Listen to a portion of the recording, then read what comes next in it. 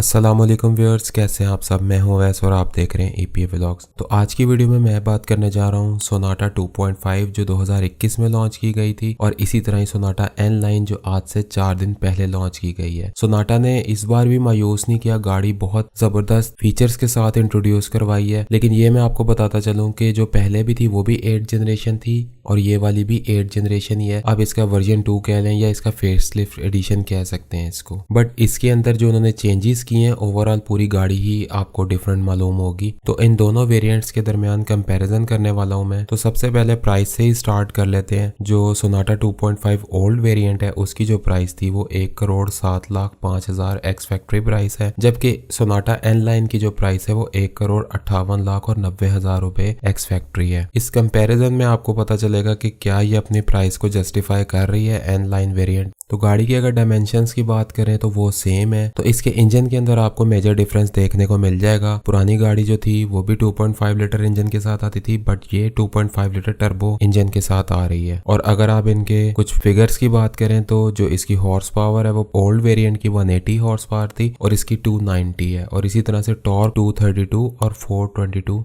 Newton metre है। अब ये मेजर डिफरेंस जो इसके अंदर इन फिगर्स में है वो सोनाटा N लाइन के टर्बो इंजन की वजह से है। इसी तरह से कुछ चेंजेस एक्सटीरियर में अगर आप इसकी फ्रंट लुक को देखें तो पूरी गाड़ी ही डिफरेंट आपको मालूम होगी ओल्ड सोनाटा 2.5 से। और इसके अंदर जो फ्रंट ग्रिल दी गई है वो ग्लॉसी ब्लैक फिनिश के साथ देखने को मिलती है, और पुरानी वाली जो थी उसके अंदर ब्लैक और क्रोम कोटिंग के साथ देखने को मिलती थी। इसकी अगर आप फ्रंट शेप देखें वो बड़ी जबरदस्त है, जैसे इसके अंदर DRLs नजर नहीं आ रहे, और इसकी जो LED लाइट्स हैं वो देखने को नहीं आती। जो LED लाइट्स इसमें दी गई हैं वो प्रोजेक्शन LED दी गई हैं, और जबकि जो प्रीवियस मॉडल था सोनाटा का उसके अंदर टेट्रा LED हेडलाइट्स प्रोवाइड की गई थी। इसी तरह से जो DRLs थे वो प्रीवियस मॉडल के अंदर स्टैटिक DRLs देखने को मिलते थे, जबकि इसके अंदर होराइजन LED DRLs प्रोवाइड की गई, जिसको आप कंटिन्यूअस LED भी कह सकते हैं। इसी तरह से हेडलाइट्स के अंदर भी कुछ फंक्शंस इन्होंने एडिशनली दे दिए, जिसके अंदर ऑटो लेवलिंग है, हेडलाइट डिले का फीचर है। इसका मुझे आइडिया नहीं है कि इसका टाइम डिले हम इसके फंक्शन से सेट कर सकते हैं या नहीं कर सकते। वो अगर आपके नॉलेज में तो आप कमेंट सेक्शन में मेंशन कर दें। इसी तरह से जो साइड मिरर्स हैं गाड़ी के, उनके अंदर दो नोटेबल फीचर आपको देखने को मिलेंगे। जो प्रीवियस वेरिएंट था उसके अंदर इलेक्ट्रिकली एडजस्टेबल और रिट्रैक्टेबल मिरर्स थे। इसी तरह जो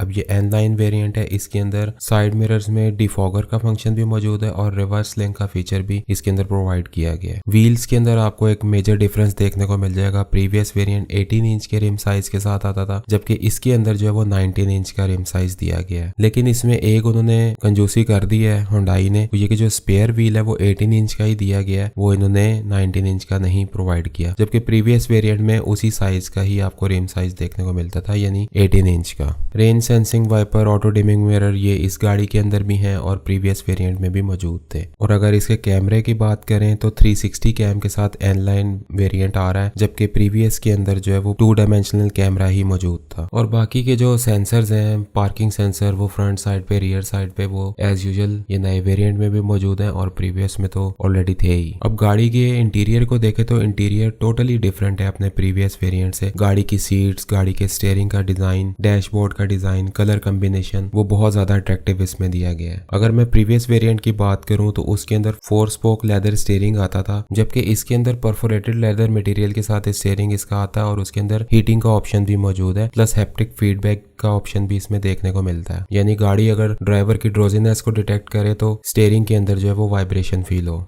बाकी दोनों वेरिएंट्स के अंदर जो स्टीयरिंग के कंट्रोल्स हैं वो सेम है, ऑडियो का, MID के adjustment, voice command, cruise control. But additionally इसके अंदर N लाइन में एक और आपको बटन देखने को मिल जाता है और वो है लेन असिस्ट का, और वो मैं आगे चल के अभी आपको बताऊंगा कि इसके अंदर कौन कौन से फीचर जो है वो इंट्रोड्यूस कराए गए हैं। फर्दर इंटीरियर के अंदर एम्बियंस लाइटिंग देखने को मिलती है। फिर अगर स्पीडोमीटर की बात करें तो पूरा पैनल आपको ये N लाइन के अंदर देखने को मिलता है, जिसमें 12.3 इंच का स्पीडोमीटर और उसका जो डिस्प्ले है वो कम्प्लीटली डिजिटल है, यानी LED डिस्प्ले उसके अंदर दिया गया है। इसी तरह से जो प्रीवियस वेरिएंट था उसमें भी LED डिस्प्ले ही देखने को मिलता था, बट उसमें ये सिंगल पैनल नहीं था जो इस गाड़ी के अंदर इंट्रोड्यूस कराया गया। फर्दर ये कि 10 इंच का हेड अप डिस्प्ले वो प्रीवियस वेरिएंट में भी मौजूद था और इसमें भी मौजूद है। अब गाड़ी की अगर सीट्स की बात करें तो सबसे पहले 2.5 सोनाटा प्रीवियस यानी पुरानी वाली की बात करते हैं तो जो ड्राइविंग सीट है वो 8 वे एडजस्टेबल ड्राइविंग सीट थी उसकी, और पैसेंजर वाली 4 वे एडजस्टेबल थी। और उसके अंदर जो हाइट एडजस्टमेंट आती थी वो सिर्फ ड्राइवर के लिए आती थी और हेडरेस्ट की एडजस्टमेंट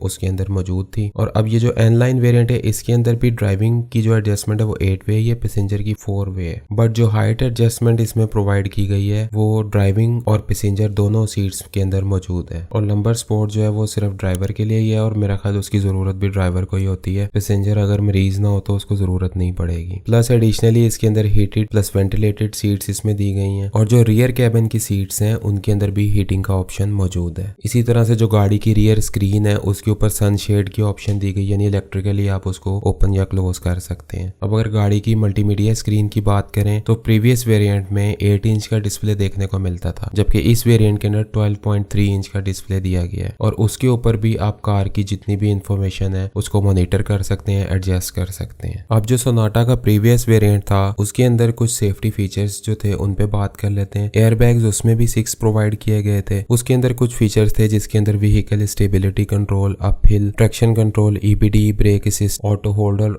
इलेक्ट्रॉनिक ब्रेक के फीचर आपको देखने को मिलते थे। क्रूज कंट्रोल उसके अंदर मैनुअली प्रोवाइड किया गया था। जबकि ये नए वेरिएंट के अंदर जो फीचर इंट्रोड्यूस कराया गया जिसको Hyundai सेंसिंग कह लें या ADAS के फीचर्स हैं उनकी एक लंबी लिस्ट है, उसमें से कुछ सिलेक्टिव मैं आपको बता देता हूँ। जिसके अंदर स्मार्ट क्रूज कंट्रोल या अडैप्टिव क्रूज कंट्रोल है, फिर ब्लाइंड स्पॉट इंडिकेटर के साथ साथ ब्लाइंड स्पॉट कोलिजन असिस्ट भी है, यानी कोलिजन को प्रिवेंट करने के लिए, और फिर इसी तरह ड्राइवर अटेंशन या ड्राइवर ड्रोजीनेस वार्निंग है। सिमिलरली फ्रंट कोलिजन असिस्ट भी इसमें प्रोवाइड किया गया। लेन कीपिंग, लेन फॉलोइंग के फीचर भी इसमें प्रोवाइड किए गए हैं। पार्किंग असिस्टेंस भी इसमें दी गई है और रियर ट्रैफिक असिस्ट भी इसमें देखने को मिलता है। तो मेरे ख्याल से वो तमाम फीचर ADAS से रिलेटेड जो होने चाहिए एक गाड़ी में वो इसके अंदर प्रोवाइड किए गए हैं। अब जैसे अगर आप हैवल की बात करें तो उन्होंने तो एडिशनली वो भी फीचर दे दिए हैं जिनकी हमें जरूरत नहीं है, बट इस गाड़ी के अंदर भी वो सारे नेसेसरी फीचर मौजूद है। तो ये एक बेसिक सा कंपैरिजन था दोनों मॉडल्स के हवाले से। और मेरे ख्याल से Hyundai की जितनी भी गाड़ियां पाकिस्तान में लॉन्च की गई हैं सिवाय Hyundai स्टेरिया के, उन्होंने मार्केट पकड़ी है और अच्छी खासी मार्केट पकड़ी है। इसके अंदर अब